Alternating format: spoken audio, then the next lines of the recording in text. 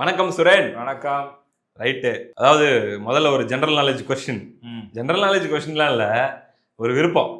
சுரேந்தருக்கு என்ன விருப்பம், எனக்கு என்ன விருப்பம், இதை பார்த்துட்டு இருக்கிற நண்பர்களுக்கு என்ன விருப்பம் அப்படின்றத பற்றி ஒரு சின்ன ஒரு அனலைசிஸ். கட்சியெல்லாம் பார்க்க வேணாம், ஓகேவா? ஒரு காமனாக சொல்லுவோம். 234 தொகுதி, ஆயிரக்கணக்கான வேட்பாளர்கள் போட்டிட்டாங்க. ஒரு 5 வேட்பாளர் இவங்க ஜெயிச்சா நான் சந்தோஷப்படுவேன். ஜெயிக்க வாய்ப்பு இருக்கோ இல்லையோ தெரியல, ஆனா இவங்க 5 பேர் ஜெயிக்கணும் அப்படின்ற மாதிரி ஒரு 5 பேர் சொல்லுங்களேன்.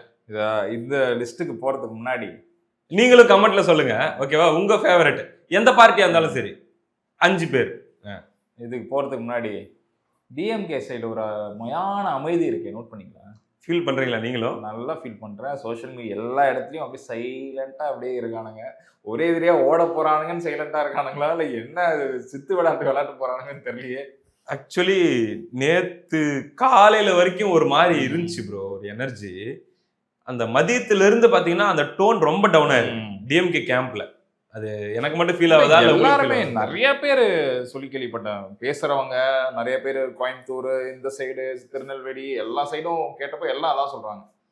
அப்படியே சைலண்டா இருக்காங்க, யாரும் எந்த பதிலும் சொல்றது இல்லை. எப்படா சூப்பரா பூத் நல்லா பர்ஃபார்ம் பண்ணிருக்கா, ஜெயிப்போம், அதெல்லாம் கிடையாதான். அவன் சைலண்டா அங்கங்க போய். ப்ரோ, குறிப்பா சென்னையில இந்த மாதிரி ஓட்டு ஏறினது அவங்களுக்கு புரியல. ஆக்சுவலி நான் இப்பயும் சொல்றேன், நம்பர் ஆஃப் ஓட்ஸ்ன்னு பாத்தீங்கன்னா 2021 2026 பெரிய வித்தியாசம் இல்ல சென்னையில. ஆனா நீங்க பார்க்க வேண்டியது 40 லட்சம் ஓட்ஸ் கணக்கு காட்டின இடத்துல இருந்து 22 லட்சம் ஓட்டு, வெறும் 28 லட்சம் தான் இப்போ எஸ்ஐஆருக்கு அப்புறம். அதுலயும் 22 லட்சத்துக்கு மேல ஓட்ஸ். இது அவங்கள ஏன் பேனிக் பண்ணுதுன்னு எனக்கு தெரியல. சேம் நம்பர் ஆஃப் ஓட்ஸ் தானே போல இருக்கு, ஏன் பேனிக் ஆகுற அப்படின்னா, அப்போ போன தடவை 40 லட்சம் ஓட்ஸ் கணக்குல 22 லட்சம் போல ஆனதுல நீயா உனக்கா போட்டுக்கிட்ட ஓட்ஸ். அது யோசிக்கலாம் வேணாம், இருக்கிறதுக்கான வாய்ப்பு என்ன வேணாலும் பண்ணுவாங்க. அதுதான், அது இந்த தடவை நடக்கலையோன்றதுனாலயா என்னன்னு தெரியல. ஒரு ஒரு ஒரு அமைதியை பார்க்க முடியுது. எல்லா கோட்டையிலையும் ஓட்ட விழுவதுனால அமைதியா இருக்காங்க. விஜய் ஓட்டு போட்டு வீட்டுக்கு போயிட்டாரு, சீமானண்ணன் ஓட்டு போட்டு டிவிகே கேண்டிடேட்டை கட்டி பிடிச்சிட்டு வாழ்த்து சொல்லிட்டு வீட்டுக்கு போயிட்டாரு. இபிஎஸ் அவர்கள் அவருடைய சொந்த கிராமத்துல ஓட்டு போட்டு வீட்டுக்கு போயிட்டாரு. ஆனா ஸ்டாலின் ஐயா ஓட்டு போட்டு எங்க போனாரு? நிறுவனத்துல போய் உட்காந்துக்கிட்டாரு. பேனா நிறுவனத்துடைய வார் ரூம்ல போய் உட்காந்து லபுக்கு லபுக்குன்னு அடிச்சு, யாராவது செலிபிரிட்டி ஏதாவது சொன்னாங்கன்னா அதை கட் பண்ணி பேஸ்ட் பண்ணுங்க, இதை கட் பண்ணி பேஸ்ட் பண்ணுங்க அப்படின்னு சொல்லிட்டு போல. ஸோ அந்த மயான அமைதி எதனால அப்படின்ற மாதிரி ஒரு பார்வையை நம்ம எடுத்து வச்சுட்டு, ஏன்னா இந்த வீடியோ பொறுத்த வரைக்கும் நம்ம முழுக்க முழுக்க கொஞ்சம் அனாலிசிஸ் மோட்ல போவோம். போன வீடியோல நம்ம காலையிலேருந்து ஈவினிங் வரைக்கும் நடந்த கூத்துகள் அப்படின்ற மாதிரி பேசணும். சரி, ஓகே. நீங்க கேட்ட இல்ல, ஒரு பாயிண்ட் முடிக்க வேண்டியது முடிச்சிடுறேன். இன்னைக்கு காலையில ஒரு மாவட்ட செயலாளரை பார்த்தேன், ஆளுங்கட்சி சம்பந்தப்பட்ட ஒருத்தர். அவர் சொன்னது, கூப்பிட்டு தம்பி அப்படின்னு சொல்லி, எல்லாத்தையும் நாம நல்லா தான் பேசுவோம். அவரும் கை அம்பின்னு இப்படி கேட்டா சொல்லுங்க சொல்லுங்க, நீங்க அவ்வளவு சீன்லாம் இல்ல, யாரா இருந்தாலும் அன்பு தான், ஓகேவா? கை கொடுத்துட்டு, உங்க கணக்கெல்லாம் தாண்டி ஒரு 130 நாங்க வந்துருவோம் பாரு அப்படின்னாரு. அப்படியா, சரிண்ணா, சந்தோஷம். 200ல இருந்து 130 வந்துருவீங்களா? இல்ல ரூபால சொல்றேன், அது இல்ல, நம்பர் ஆஃப் சீட்ஸ் வந்துருவோம் பாரு. ஒரு மாதிரி ஓட்டு எங்களுக்கு நல்லா உளுந்துருக்கு. சென்னை பொறுத்த வரைக்கும் எனக்கு தெரிஞ்ச வரைக்கும் சொல்றேன், உருண்டு இருக்கு. சென்னை பொறுத்த வரைக்கும் சொல்றேன், மத்த டிஸ்ட்ரிக்ட் தெரியல, ஆனா வந்துரும் அப்படின்னாரு. நான் என்ன சொன்னேன், சந்தோஷம் தான், யாரு வந்தா என்ன, நல்லா இருந்தா சரி. எங்களுக்கு எல்லா காலத்துலயும் யார் ஆட்சிக்கு வந்தாலும் நாங்க எதிர்த்து கேள்வி கேட்க போறோம், பிரச்சனை தான், பரவாயில்லண்ணா விடுங்கண்ணா அப்படின்னு சொல்லி நான் அந்த இடத்துல இருந்து அப்படியே மூவ் ஆயிட்டேன். முன்படாம பேசிருக்கீங்க. நானா இருந்தா வேற மாதிரி ஒரு பதில் சொல்லியிருப்பேன். இங்க இது ஒரு மேட்டர் நடந்துச்சா? இதுக்கப்புறம் நடந்ததுதான் இன்னொரு விஷயம். திமுக உடன்பிறப்புகள் இந்த மயான அமைதி சொன்னீங்கல்ல, மயான அமைதிக்கு தாண்டி சில கதறலையும் நான் பார்த்தேன் ப்ரோ. நேற்று காலையிலிருந்தே அந்த த்ரூ அவுட் த டே இந்த 3 கேம்பையும் நம்ம வாட்ச் பண்ணுவோம்ல. டிவிகே கேம்ப் பொறுத்த வரைக்கும் ஃபெஸ்டிவல் மோடு, அவங்களுக்கு அது ஃபர்ஸ்ட் எலெக்ஷன், அவங்கள விட்டுருங்க, அவங்க ஜாலியாக இருந்தாங்க, செம்ம பாசிட்டிவாக இருந்தாங்க. ஏடிஎம்கே கேம்ப் பொறுத்த வரைக்கும் they were repeatedly saying நம்ம ஓட்டு என்ஷோர்டு, நம்ம ஓட்டு கரெக்டாக தான் வந்துட்டு இருக்கு, இதான் அவங்க சொல்லிட்டே இருக்காங்க. இந்த பக்கம் டிஎம்கே கேம்ப்ல நிறைய புலம்பல்களை என்னால் பார்க்க முடிஞ்சிச்சு. ஐடிவிங்க சப்போர்ட்டர்ஸ் அந்த கேங்ல, என்னையா போன வருஷம் வரைக்கும் நம்மளுக்கு போட்டோம்னு சொல்றாங்க, பார்த்தா 2 ஓட்டு விஜய்க்கு போயிடுச்சு.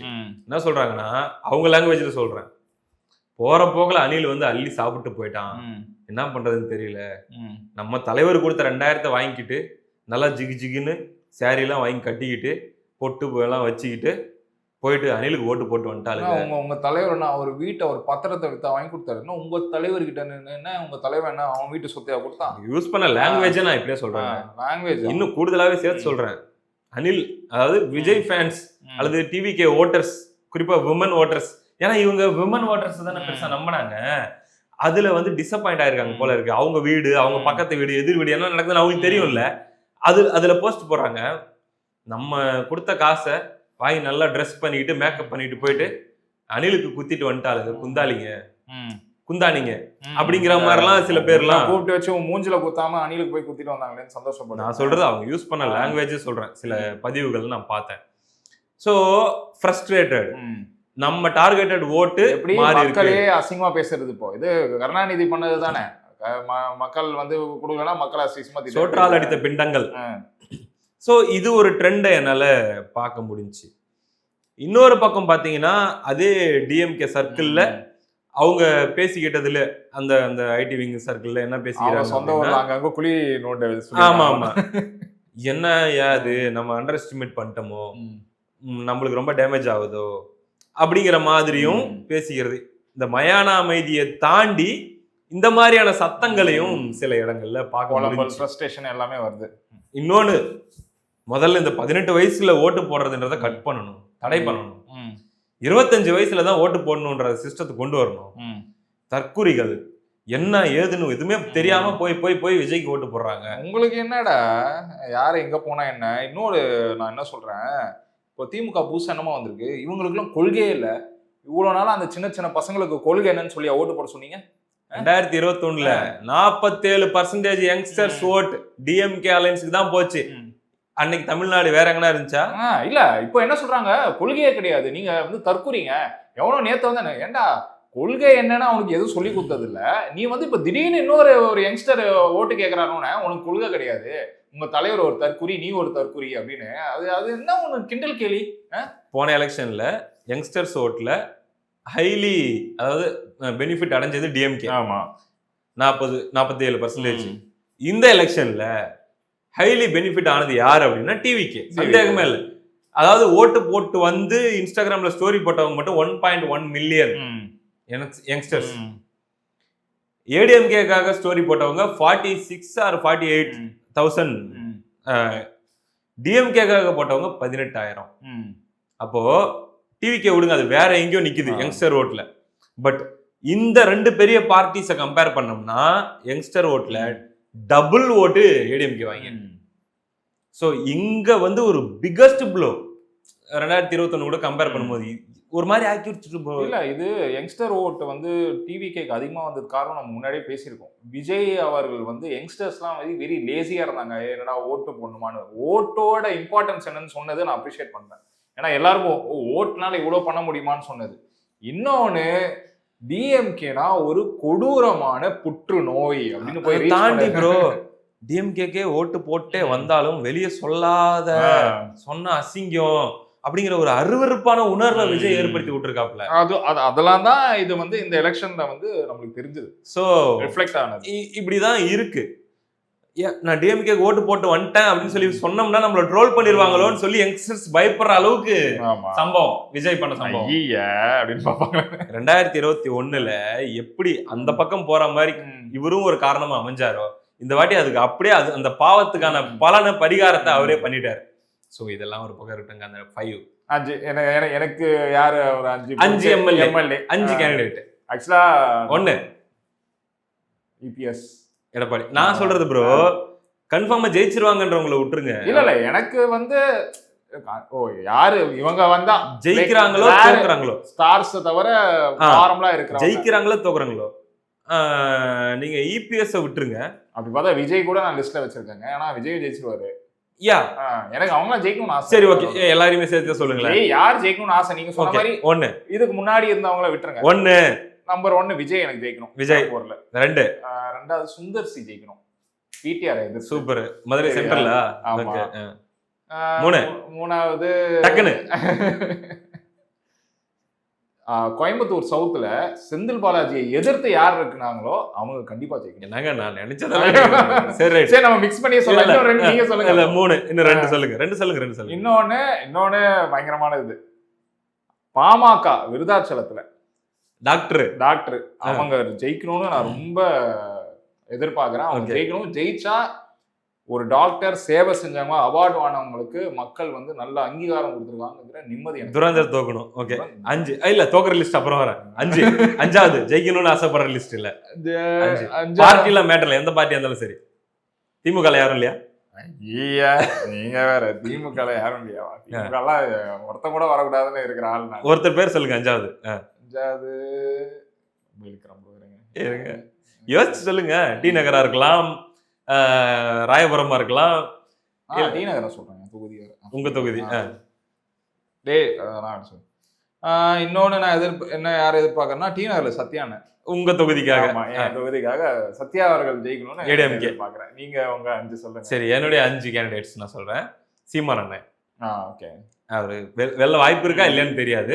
அண்ணன் வந்து சட்டமன்றத்துக்கு போகணும்னு ஆசைப்படுறேன். அவருடைய வாய்ஸ் வேற மாதிரி இருக்கும்.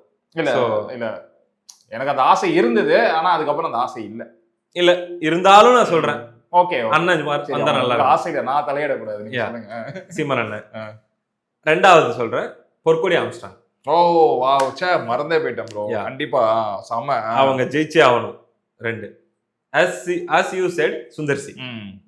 ஏன்னா அங்க சுத்தி வந்ததுக்கே மல்லிப்பூ வைக்கணும். இல்ல பிடிஆர் கம்பேரிட்டிவ்லி தப்பான மனுஷன்லாம் நான் சொல்ல மாட்டேன். ஆனா ஓவர் பேச்சு எனக்கு பிடிக்கல ப்ரோ. ஏன்னா சுந்தர் சி இங்க பாருங்க, நீ வந்து நல்ல ஒரு கட்சி நல்ல தலைமை இருந்தா நீ வந்து பேசலாம், உனக்கே தெரியும் என்ன நடக்குதுன்னு. ஆனாலும் முட்டு கொடுக்குற பாத்தியா, நீ நல்லவங்கிற போர்வைக்குள்ள ஒழிஞ்சிக்காத. நீ நல்லவனா இருந்துட்டு போ, வெளில வந்து உண்மையை சொல்லு. அப்ப சொன்னதோட அதுக்கப்புறம் டீப் ஃபேக் ஆடியோன்னு வந்த இப்பயுமா உருட்டின்னு இருப்ப உட்காந்து. உங்களால முடியலன்னு நீங்களே தானங்க சொன்னீங்க. ஒன்னும் பண்ண முடியல இந்த ஆட்சி. அப்புறம் எதுக்கு சுந்தர்சியை பார்த்து நீ பண்ற? சோ சுந்தர்சி 3 பேர் சொல்லிட்டேன். 4வது நான் விஜய் நினைச்சிருந்தேன், சொல்லலாமான்னு தெரியல. சொல்லலாம். எனக்கு பெரிய எதிர்பார்ப்பு. திருச்சி கிழக்குல பெரம்பூர் விட்டுருங்க, பெரம்பூர் எனக்கு ஜெயிச்சிருவாருன்னு தெரியும். திருச்சி கிழக்குல விஜய் சூப்பர். அந்த ஜோன்ல உடைக்கணுங்க, எனக்கு அது தேவை. சோ திருச்சி கிழக்குல விஜய். 5வது அதேதாங்க கோயம்புத்தூர் சவுத்து அம்மன் அர்ஜுனன். அவர் தான் வந்து செந்தில் பாலாஜி எதிர்த்து கிளம்புறங்க. ₹10 சாதாரண விஷயமே இல்ல. அந்த ஒரு தொகுதியில சம்பவம் பண்ணா அது பெரிய சம்பவம். இதை தாண்டியும் இருக்காங்க, இன்னும் நிறைய பேர் இருக்காங்க. பட் நான் சொல்றது பொற்கொடி ஆம்ஸ்ட்ராங் நான் மிஸ் பண்ணிட்டேன். சரியா, எனக்கு கண்டிப்பா அவங்க ஜெயிக்கணும். அதுவும் இல்லாம அந்த மாதிரி அவங்க ஹஸ்பண்டை வந்து ஒரு கொலை, மோசமான நிலைமையில கொலை பண்ணதுக்கு அவங்களுக்கு கண்டிப்பான ஒரு நீதி கிடைக்கும். இதை நான் ட்வீட்ல போட்டதுக்கு சில பேர் ஏன்பா எல்லாம் பண்ணி எல்லாம் சொன்னியே, உன் அண்ணன் சிவசங்கரன் அண்ணன் விட்டுட்டியேன்னு சொல்லி சில பேர் கேட்டாங்க. நான் என்ன சொல்றேன், எங்க சிவா அண்ணன் என்னைக்குமே எனக்கு இதயத்துக்கு ரொம்ப நெருக்கமான அண்ணன். அவர் நத்தத்துல நின்றுக்கணும், அது என் விருப்பம். எங்களோட வாழ்த்துக்கள் என்னைக்கா இருந்தாலும் இருக்கு அவருக்கு. அவரை அம்பாசமுத்திரத்துல போட்டு அதுல நிறைய மன வருத்தம் இருக்கு. ஸோ அவருக்கும் தெரியும். அதனாலதான் நான் அந்த பேர் நான் எடுத்துட்டு வரல. ஸோ இதுதான் என்னுடைய டாப் 5. ஜெயிச்சா நான் சந்தோஷப்படுவேன்ட்டு. உங்களத நீங்க சொல்லுங்க. எல்லாரும் அவங்க அடுத்தது இவங்க மட்டும் ஜெயிச்சிடவே கூடாதுன்னு நினைக்கிற 5 பேர். இவங்க மட்டும் ஜெயிச்சிரு, என் லிஸ்ட் பயங்கரமான. சொல்லுங்க.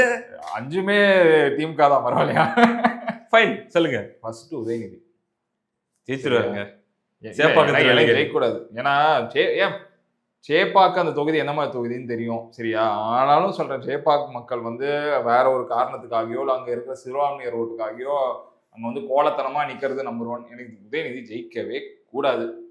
ரைட்டு. செகண்ட் சரியா? 2வது கே நேரு தோக்கணும். ஓகே, நேரு எல்லாமே ஸ்ட்ராங். அவங்க ஸ்ட்ராங் இதுலயே அவங்க தோக்கணும். ஓகே சரி. சேகர் பாபு துறைமுகம். ஆக்சுவலா அது ஸ்டாலின்லாம் இருக்காப்புல. ஆனா அது என்ன, அவர் உலகத்துக்கே தெரியும் ஸ்டாலின் தோத்துருவாரு அப்படின்னு. அதெல்லாம் நீங்க அண்டர் எஸ்டிமேட் பண்ணாதீங்க கொளத்தூர் தொகுதியை. ரைட்டு, சேகர் பாபு. அதுக்கப்புறம் இன்னும் 2 யோசிங்க. அது விருதாச்சலமா இருக்கலாம், விருதுநகரா இருக்கலாம், தருமபுரி, கிருஷ்ணகிரி, எங்க என்ன வேணா. நான் பிரேமலதா விருதாச்சலத்துக்கு தான் விருதுநகர் சொல்லிட்டேன் போல இருக்கு. நானு விருதாச்சலத்துல பிரேமலதா அது முன்னாடியே சொல்லிட்டேன். தோக்கணுமா? என்ன தோக்கணுமா? ஓ டாக்டர் ஜெயிக்கணும்னா இவங்க தோத்துதான் ஆகணும். தோத்துதான் ஆகணும். எவ்வளவு ஆச்சு? 4 ஆச்சா? ஆமா. இன்னொன்னு உங்களுக்கு தெரியும். எது? 10 ரூபா. அவரு ஆமா, கண்டிப்பா தோக்கணும். 10 ரூபா ஜெயிக்கவே கூடாது. பாருங்க, எனக்கு 234 பேரும் தோக்கணும் திமுக கூட்டணியில. சரியா? இன்னும் பல ஐயோ மக்களே பல பேரை மறந்துட்டேன். என்ன வந்து கேவலமாவோ அருட்பாவோ நினைச்சுக்காதீங்க. 234 பேரும் தோக்கணும். எனக்கு மெயினா அந்த 5 பேர் தோக்கணும். இந்த 5 பேர் மட்டும் சட்டமன்றத்துக்கு வரவே கூடாது. வரக்கூடாது. தகுதி இருக்கிற நல்ல மனிதர்கள், நல்ல நாலேஜ் உள்ள மனிதர்கள், மக்களுக்காக குரல் கொடுக்குற ஆளுங்க வரணும். பேண்ட் டிஷர்ட்டை போட்டுக்கிட்டு பேண்ட்டை போட்டுக்கிட்டு அங்க வந்து மத்தவங்களை கேலி கிண்டல் பண்ணிட்டு சிரிக்கிறது. அன்பில் மகேஷ் வரக்கூடாது. எனக்கு அன்பில் மகேஷ் எஜுகேஷன் மினிஸ்டருக்கு தகுதி இல்லாத ஒரு நபர். அவரும் வரக்கூடாது. எம்எல்ஏ கூட தகுதி. எனக்கு அன்பில் மகேஷ் வரக்கூடாது. ரைட்டுங்க. ஆனா அவர் ஜெயிக்கிறதுக்கு வாய்ப்பு அதிகம். ரைட், அதையும் சொல்லிடுவோம். என்னுடைய 5 சொல்லட்டுமா? ஓகே, என்னுடைய அடிப்படையில ஃபர்ஸ்ட் லேடி துரந்தருங்க. ரெண்டாவது ஜெயிக்க கூடாது. எனக்கு அந்த கட்சி 0 வாங்கணும். ஏன்னா எதுக்கு ஏன்லாம் கேட்காதீங்க. சில கட்சிகள் எல்லாம் பிளேயராகவே இருக்கக்கூடாதுன்னு ஆசைப்படுவேன் நான் அப்கமிங் எலெக்ஷன்ல. அந்த அடிப்படையில் சொல்றேன். கண்டிப்பா பிரேமலதா விஜயகாந்த் தோக்கணும். அடுத்து அவங்க பையன் தோக்கணும். 2. மூணாவது நீங்க சொன்ன மாதிரி சேகர் பாபு தோக்கணும். எனக்கு ஸ்டாலின் உதயநிதி கூட எனக்கு வந்து 2வது பட்சம். சேகர் பாபு தோக்கணும். டிஆர்பி ராஜா தோக்கணும். டிஆர்பி ராஜா வெள்ளை பேப்பர். டிஆர்பி ராஜா தோக்கணும். அடுத்து எல்லாருக்கும் ஃபேவரட் 10 ரூபாவா தோக்கணும். ஸோ இதுதான் என்னுடைய 5. ஸோ உங்களது என்ன அப்படின்னு சொல்லி நீங்க கமெண்ட்ல சொல்லுங்க. அதே தான் சொல்ல போறீங்கன்னு நினைக்கிறேன். இல்ல ஏங்க அவங்க டிஸ்ட்ரிக்ட்ல அவங்களுக்கு ஒரு கணக்கு இருக்குங்க. எனக்கு செல்வ பிறந்தகையும் அது எப்படிதான் தோக்க போற கேஸ் அதுவும் நாசமா போனோம். நான் சொல்லாததுக்கு காரணம் ஏன் தெரியுமா? ஏன்னா தோக்க தானே தெரியும். ஸ்ரீபெரும்புதூர் நிலவரம் நமக்கு தெரியும். அதனால நான் சொல்றது எல்லாமே சான்சஸ் கம்மி, நடந்தா நல்லா இருக்கும். அந்த அடிப்படையில் நான் சொல்றேன். சோ உங்களுடைய 5 என்ன அப்படின்னு சொல்லி நீங்க சொல்லுங்க. சும்மா ஃபன்னா போயிடுக்குதா இந்த வீடியோ? இல்ல பரவாயில்ல. இதுல என்ன இருக்கு? எலெக்ஷன் முடிஞ்சு யார் வரணும் யாரு வரக்கூடாது எல்லாம் நம்மளுக்குள்ள பேசிக்கிறது தானே அப்படிங்கிற மாதிரி. ரைட்டு ப்ரோ, எல்லாம் பேசிட்டோம்.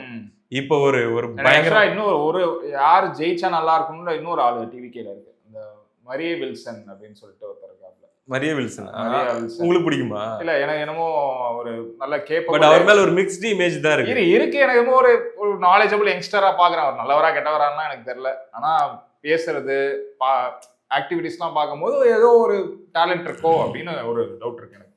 ஓகே. எனக்கு அப்படி டிவி கேல என்ன கேட்டீங்கன்னா, நான் ஸ்ரீரங்கம் தொகுதியில ரமேஷ் ஜெயிக்கணும்னு சொல்லுவேன். அந்த பையன் எனக்கு எதுவும் தெரியல, ஒரு மாதிரி அவருடைய ஆக்டிவிட்டிஸ் ஆச்சும் பேச்சாகட்டும் எனக்கு பிடிக்கும். அதனால நான் டிவி கேல சூஸ் பண்றதா இருந்தா நான் ரமேஷ் சொல்லுவேன். ஓகே ஃபைன், இது இருக்கட்டும். இது நீங்க சொல்லுங்க. இப்போ ஒரு பயங்கரமான ஒரு கடப்பார கொஸ்டின் ஒன்று எடுத்து வைக்கிறேன். ஓகேவா? மனசை இரும்பாக்கிங்க. இப்போ 85% போல் ஆயிடுச்சு. இந்த தொகுதியில இவங்க பிரிப்பாங்களா, அந்த தொகுதியில அவங்க பிரிப்பாங்களா, யார் சிஎம் வருவாங்க? இப்ப டிவிக்கு நண்பர்கள் சொல்லலாம், இப்பயுமே நாங்க வந்து ஓட்டை பிரிப்போமான்னு தான் பேசுறதே தவிர நாங்க கவர்மெண்ட் ஃபார்ம் பண்றோமான்னு பேச மாட்டேங்கிறியான்னு சொல்லி அந்த ஆப்ஷனையும் உள்ள எடுத்துக்கலாம். கவர்மெண்ட் ஃபார்ம் பண்றது டிஎம்கே, ஏடிஎம்கே, டிவிகே யாரு வேணா கவர்மெண்ட் ஃபார்ம் பண்ணலாம். இப்படியே தவிர யாரு கவர்மெண்ட் ஃபார்ம் பண்ணாலும் சந்தோஷங்க. சொல்லிட்டீங்களா? அதுதான் அடுத்த கேள்வியே.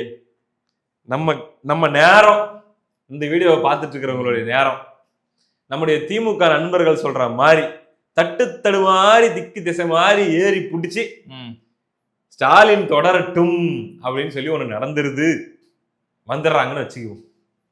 சும்மா ஒரு இல்ல நான் இது சொல்லுங்க.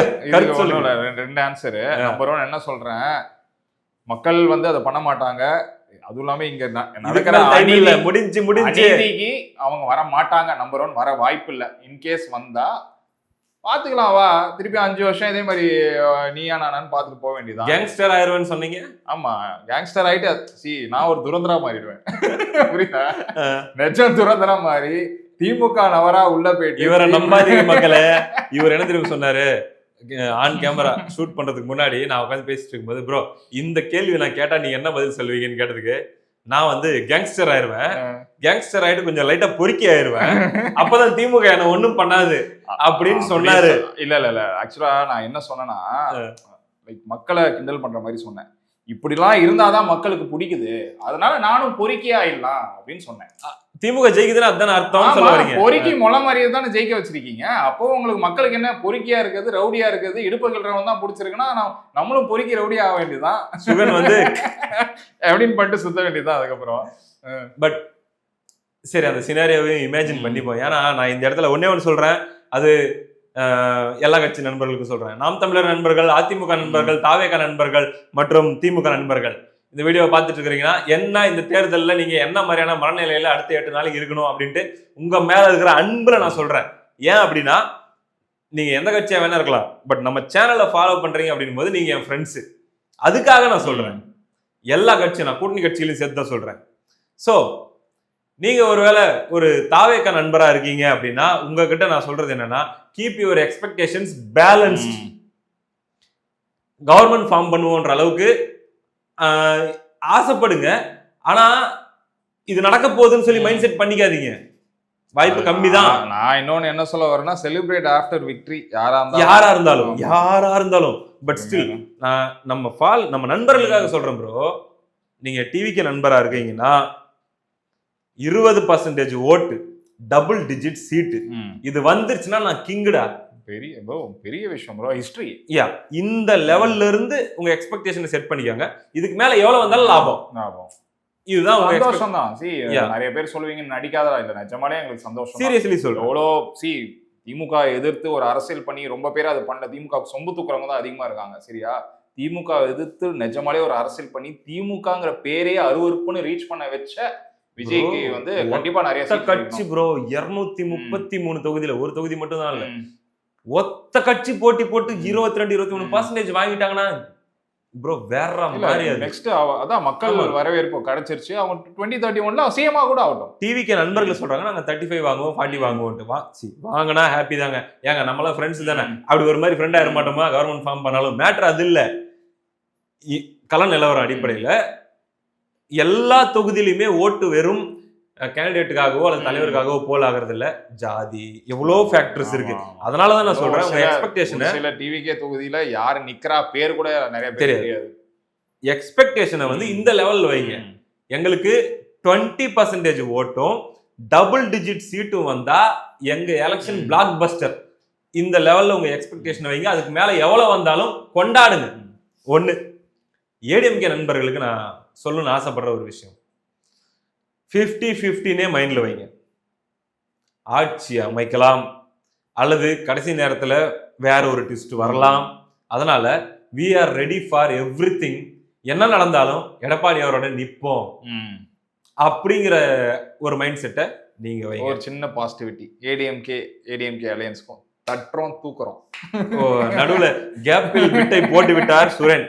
பட் நான் அதனால ஏடிஎம்கே பொறுத்த வரைக்கும் நண்பர்கள்கிட்ட நான் இதான் சொல்லுவேன், அதாவது hope for the best, prepare for the worst and don't get affected or don't get broken whatever happens in between. இதுதான். ஸோ நான் சொன்னது முன்ன சொன்னது அதுதான், இவங்க சொல்றது அதுதான். அடுத்ததாக நாம் தமிழர் நண்பர்கள் பொறுத்த வரைக்கும் இந்த தேர்தலில் அவருடைய நோக்கம் கடந்த முறை வாங்கின வாக்குகளை தக்க வைப்பது அல்லது தாண்டுவது. அண்ணன் சீமான் எம்எல்ஏ ஆகுது. இது ரெண்டும் நடந்தா அவங்க ரொம்ப ஹாப்பி ஆவாங்க. இது ரெண்டும் நடக்கிறதுக்கான வாய்ப்பு இருக்கா அப்படின்னு நம்ம பார்த்தோம்னா குறைவாக இருக்கிறது. அதனால நான் என்ன சொல்லுவேன், நாம் தமிழர் நண்பர்கள்கிட்ட உங்களுடைய எதிர்பார்ப்புகளை அந்த அளவிலே வைங்க. ஒருவேளை அதை சர்பாஸ் பண்ணி நடந்துருச்சுன்னா ஹாப்பியா இருப்போம். இது நான் நாம் தமிழர் நண்பர்களுக்காக நான் சொல்லுவேன். அடுத்து டிஎம்கே. எந்த சேனல் ப்ரோ அது? டிஎம்கே இது சத்தியம். அதிமுக. சோ திமுக நண்பர்கள்கிட்ட நான் சொல்றது என்னன்னா, உங்க எக்ஸ்பெக்டேஷனை நீங்க எந்த அளவுக்கு வச்சுக்கணும்னா, இந்த மத்தவங்க எல்லாம் சொல்ற மாதிரி 150, 140, 130, 160 வச்சுக்க கூடாது. என்ன வாங்குறீங்களோ அதே எக்ஸ்பெக்டேஷனை வச்சுக்கோங்க. எப்பவுமே 200 ஏதாவது ஒண்ணு சொல்லுவீங்களே, என்னது வெல்வோம் 200 படைப்போம் வரலாறு, வாங்குவோம் 200 படைப்போம் வரலாறு. சரியா? 200 சீட் நம்ம ஜெயிக்கிறோம், 200க்கு குறையாது. ஒருவேளை 200க்கு ஒரு சீட்டு குறைஞ்சாலும் 2 ரூபா வாங்கிப்போம் அப்படிங்கிற மாதிரி 50 ரூபா வாங்கிப்போம்.